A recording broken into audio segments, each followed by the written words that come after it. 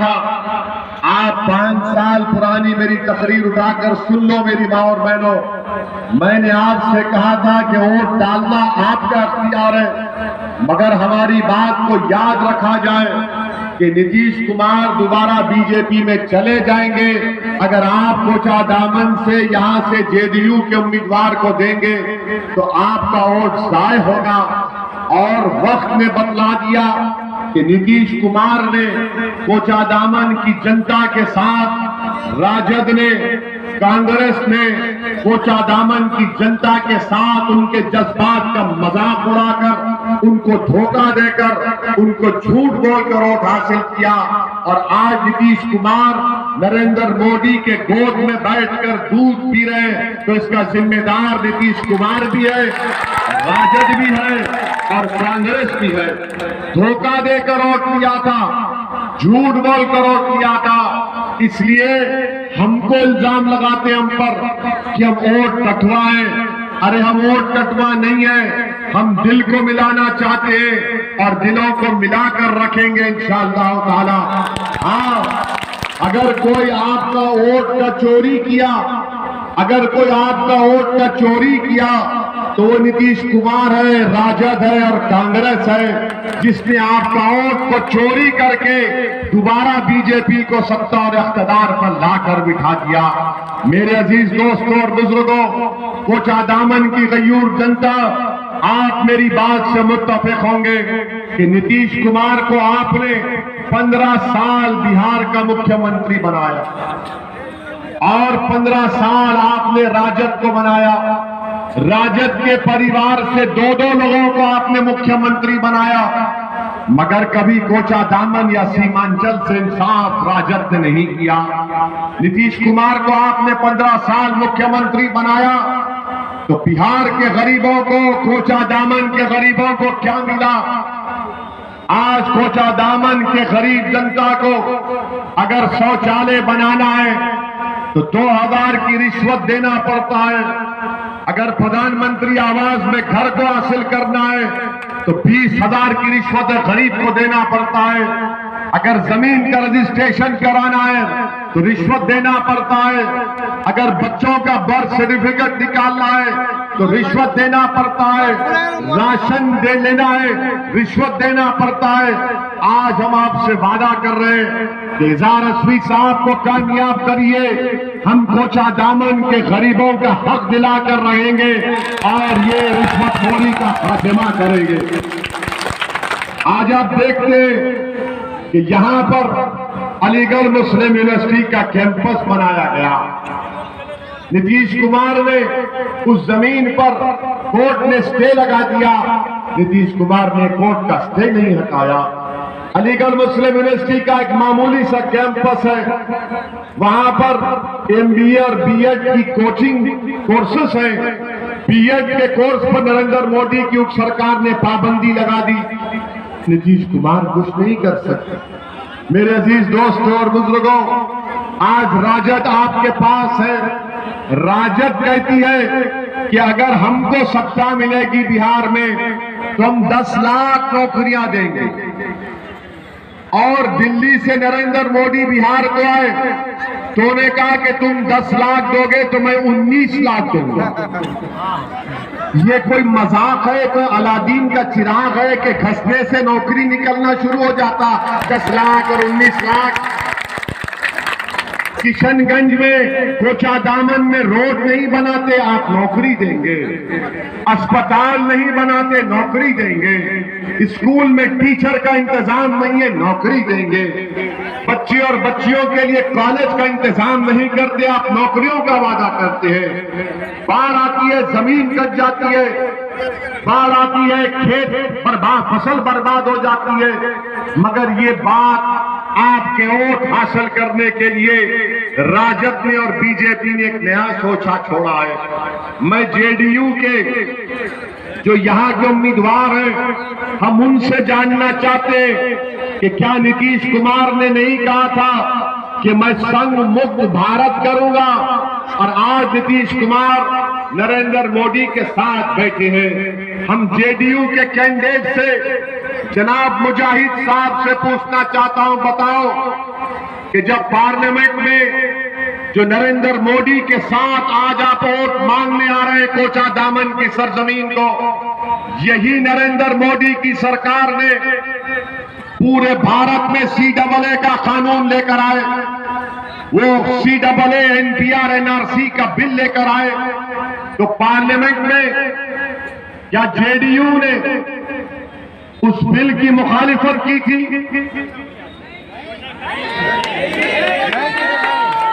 आप खुद जवाब दीजिए, क्या जेडीयू ने उस बिल की मुखालिफत की थी? राजद का तो कोई MP ही नहीं है, फिर भी हम वोट कटवा। 40 लोकसभा की सीट बिहार में राजद का एक भी नहीं जीता, और पार्लियामेंट में जब बिल लेकर आए, तो कौन उठा? पूछो ये कांग्रेसियों से, किसने भारत की पार्लियामेंट में 540 के ऐवान में अगर किसी ने उठकर नरेंद्र मोदी की सरकार के सामने बेबाक तरीके से खुलकर सच्चाई को बयान किया और कहा कि CAA का कानून भारत के संविधान और आईन के खिलाफ है, ये मजहब के नाम पर मुसलमानों से नाइंसाफी करता है, और हमने नरेंद्र मोदी की सरकार के सामने बता दिया कि जिस तरह महात्मा गांधी ने जनूबी अफ्रीका में सफेद फाम हुकूमत के कानून को फाड़ा था, हमने नरेंद्र मोदी से कहा इस कानून को हम भी फाड़ते हैं तुम्हारे सामने। बताओ जेडीयू के कैंडिडेट, तुम आज कोचा दामन की जनता से वोट मांगने आ रहे हो, तुम्हारा मौकफ क्या है CAA NPR NRC पर? याद रखो कोचा दामन की जनता, याद रखो सीमांचल की मेरी गयूर आवाम, मेरी मां और बहनों, सुनो इस दीवाने की बात को। CAA NPR NRC आइंदा साल से बीजेपी लागू करने वाली है। क्या हुआ आसाम में 15 लाख लोग के नाम नहीं आए, सुप्रीम कोर्ट ने उसको करवाया था। 5 लाख मुसलमान के नाम थे, 15 लाख हमारे गैर मुस्लिम भाइयों के नाम थे। तो बीजेपी ने आसाम में कह दिया कि जो 15 लाख हमारे गैर मुस्लिम भाई हैं, उनको नरेंद्र मोदी CAA से भारत की सिटीजनशिप शहरियत देगा, और जो 5 लाख आसाम में मुसलमान के नाम नहीं आए, उनको कोर्ट में जाना पड़ेगा उनको अपनी शहरियत साबित करने के लिए। उस वक्त तक उनको भारत का सिटीजन नहीं करार दिया जाएगा। इसीलिए हम आपसे कह रहे कि CAA NPR NRC के रूल हमारे वजूद की, हमारे बका की लड़ाई है, और ये नीतीश कुमार, ये जेडीयू RJD, इनमें दमखम नहीं है कि बीजेपी को रोक सके। आज RSS के लोग कहते, RSS के मोहन भागवत ने बयान दिया कि भारत के मुसलमानों को भटकाकर CAA के कानून में उनसे एहतजाज करवाया गया। हम आज कोचा दामन में खड़े होकर RSS के मोहन भागवत को पैगाम दे रहे हैं कि मोहन भागवत, हम कोई दूध पीते बच्चे नहीं है कि तुम्हारी मीठी मीठी बातों में आकर नींद सो जाएंगे। हम जानते हैं कि तुम CAA के जरिए हमको नुकसान पहुंचाना चाहते हो, और हम मोहन भागवत को, नीतीश कुमार को, नरेंद्र मोदी को, राजद को, कांग्रेस को कोचा दामन से पैगाम दे रहा हूं, आपके भरोसे पर पैगाम दे रहा हूं कि जब अल्लाह के फजल करम से इंशाअल्लाह ताला पूरे मुल्क में कोरोना खत्म हो जाएगा, अल्लाह के करम से उसका इंजेक्शन वैक्सीन निकलेगा। जैसा ही कोरोना खत्म होगा, कोचा दामन से दोबारा लड़ाई शुरू होगी CAA की NRC की। क्या आप हमारा साथ देंगे उस लड़ाई में? क्या आप हमारा साथ देंगे उस लड़ाई में? तो हम तमाम मिलकर एहतजाज करेंगे।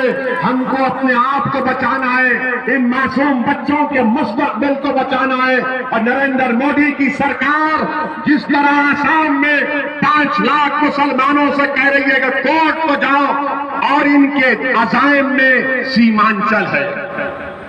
जाकर देख लो आप कि बीजेपी के आरएसएस के लोगों ने बयान दिया कि सीमांचल में घुसपैठी घुस गए। मैं आपसे सवाल कर रहा हूं, मेरे सवाल का जवाब आपको देना पड़ेगा ताकि कोचा दामन के जेडीयू के कैंडिडेट को मालूम हो जाए, नीतीश कुमार को मालूम हो जाए, नरेंद्र मोदी को मालूम हो जाए, राजद के लोगों को मालूम हो जाए, क्या सीमांचल में घुसपैठी है या भारत के लोग हैं? जवाब दो। सीमांचल में भारत के लोग हैं ना? क्या घुसपैठी है सीमांचल में? तो बताओ नीतीश कुमार के कैंडिडेट, तुम्हारी जबान खामोश क्यों है?